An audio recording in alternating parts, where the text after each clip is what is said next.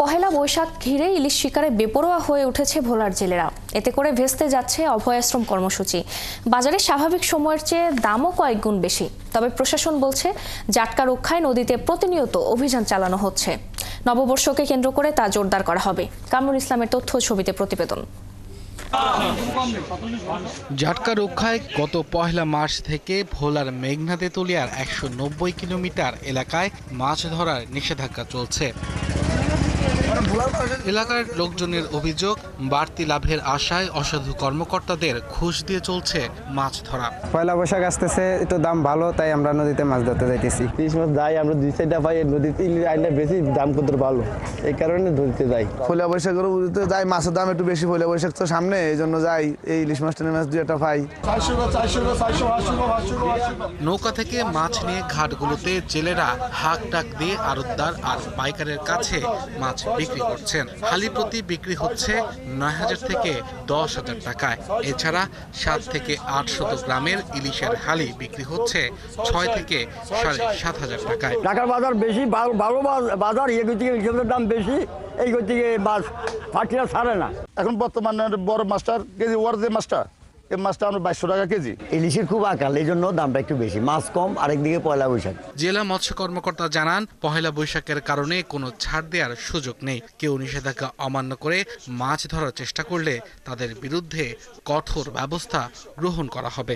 আমরা ইলিশ আহরণ, মজুদ, পরিবহন এই সময়টা যাতে কেউ না করে, এটার জন্য আমরা একটু কঠোরভাবে আমরা অবস্থান নেব এবং পাশাপাশি আমরা মানুষকে অনুৎসাহিত করব এবং আমরা মাইকিংও করব, যাতে আমরা এই পান্তা ইলিশ থেকে সরে আসতে পারি। ভোলার মেঘনা ও তেঁতুলিয়া থেকে দেশের চাহিদার প্রায় ৩৩ ভাগই ইলিশ ধরা হয়। আব্দুল আল মামুন, ৭১। এই বিষয়ে আরো জানাতে আমাদের সাথে ভোলা থেকে যুক্ত হচ্ছেন সহকর্মী কামরুল ইসলাম।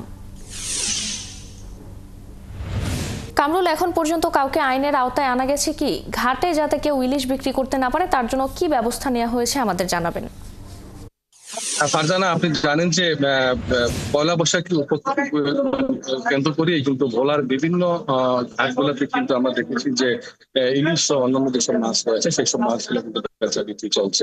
আমি রয়েছে এখানে যে একটি ঘাটে, সেই ঘাটকে আপনি দেখতে পাচ্ছেন যে এখানে সকাল থেকে মাছ বেচা বিক্রি করলেও কিন্তু এখন কিন্তু আস্তে আস্তে মানে জেলেরা কিন্তু কম আসছে।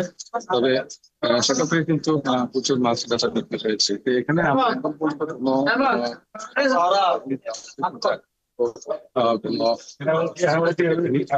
তবে আমাদের জানি যে কথা বলেছি, আমাদেরকে জানিয়েছেন তাদের যে মৎস্য বিভাগের যে নৌবাহিনী, নৌ পুলিশ এবং কোস্টগার্ড সহ অন্যান্য যেসব বাহিনী রয়েছে, তাদেরকে নিয়ে নদীতে নেমে জেলেদেরকে এই মাছ না ধরে সেই ব্যাপারে তাদেরকে বলা সত্ত্বেও কিন্তু জেলেরা কিন্তু পয়লা বৈশাখে কিন্তু প্রত্যেকটা করেই কিন্তু পয়লা বৈশাখে কেন্দ্র করেই কিন্তু জেলেরা কিন্তু প্রচুর পরিমাণে মাছ ধরতেছে। তবে জেলেরা আমাদেরকে যেমনটি জানিয়েছেন যে তারা নদীতে গেলেও কাঙ্ক্ষিত যে কম পাচ্ছে, তবে দাম কিন্তু খুব ভালো পাচ্ছেন।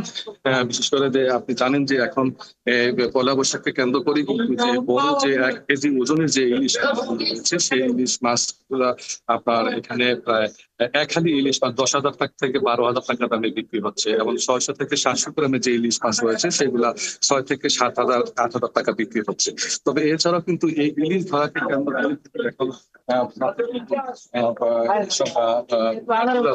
জানেন যে ভোলাতে প্রায় ১০০ উপরে ঘাট রয়েছে, সেসব ঘাটগুলোতে কিন্তু বেচা বিক্রি চলছে।